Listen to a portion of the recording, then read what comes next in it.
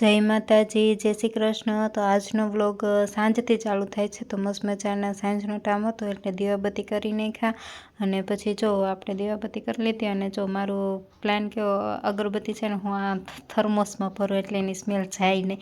આવો જુગાડ તો મારા જેવું જ કરી શકે, કોઈ બીજું ના કરી શકે। અને પછી સાંજે અમારે સમોસાનો પ્રોગ્રામ હતો એટલે મેં આંબલી પલાળી દીધી હતી, કેમ કે ચટણી કરવાની હતી। અમારે આંબલીની જ ચટણી હોય લગભગ।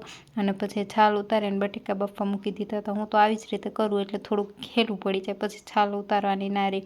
એટલે જો બટેકા બફવા મૂકી દીધા હતા અને પછી મેં એક સાઈડ બટેકા બફવા મૂક્યા અને બીજી બાજુ ચટણી બનાવી નાખી। તો બટેકા મસ્ત મજાના બફાઈ ગયા હતા એટલે એને કરી નાખ્યો। અને પછી જો તમે વિચારતા હશો ને કે આ એટલું ખાય છે તો એ જાડી નથી થતી। મને બાફેલું બટેકું ખાવું ગમે, તો હું ગમે એટલું ખાવાનું જાડી જ નથી થતી। મારા ઉપર વરદાન છે ભગવાનનું, એટલે એ સારું છે। અને પછી જો મસ્ત મજાનો બટેકાનો માવો બનાવી નાખ્યો।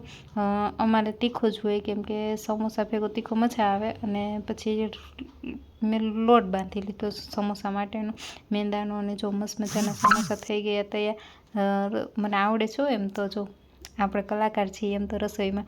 અને પછી સાંજે અમે જમી કરી નવરા થયા ને તો અમારી શેરીમાંથી કોઈકને ફૂલેકું નીકળ્યું હતું એટલે એ જોવા ગયા તો કોઈક પાછું બકરી ડબ્બામાં પુરાણી, કોઈકની ખબર નહીં કોણ હોય પણ જોવાની મજા આવતી હતી। અને આપણા ગામડામાં તો છે જ કે કંઈ નીકળવું હોય એટલે જોવા જવાનું તો હોય જ। અને અમારે તો ઘર પાસે જ હતું એટલે આજ માટે આટલું જ। મળીએ કાલના નવા વ્લોગ સાથે, ત્યાં સુધી Tata bye bye, take care.